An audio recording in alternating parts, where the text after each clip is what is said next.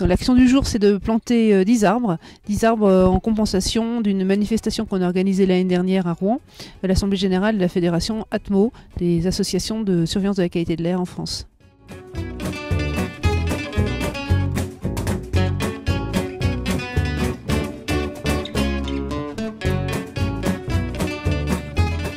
On s'est rendu compte que l'organisation de la manifestation de l'Assemblée Générale à Rouen en mai dernier, ça représentait environ 22 tonnes équivalent CO2 émis à l'atmosphère du fait du parcours des personnes qui sont venues y assister.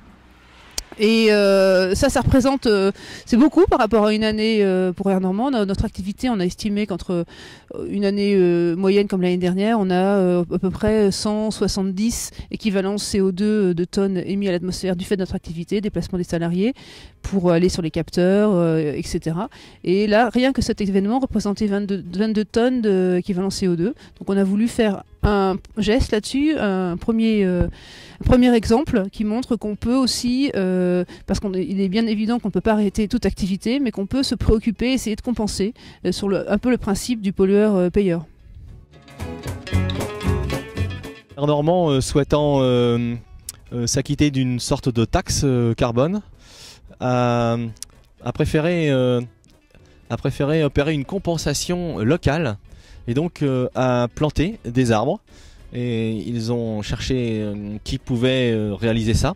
Ils se sont naturellement tournés vers les clubs CPN, puisque dans un club CPN, on plante des arbres toute l'année.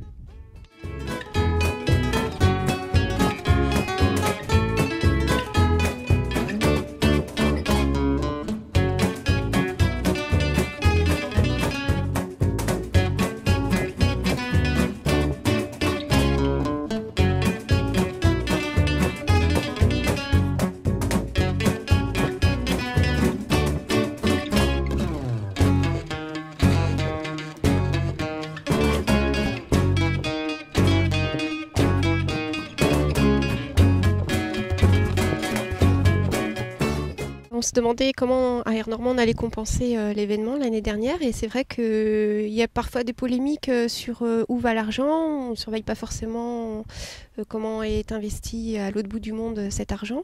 Donc c'est vrai qu'on en a discuté en interne et aussi avec certains de nos membres à Air Normand, et on a eu l'idée de compenser localement cet argent pour pouvoir voir concrètement ce qu'il allait en devenir, et on a pensé à la plantation d'arbres.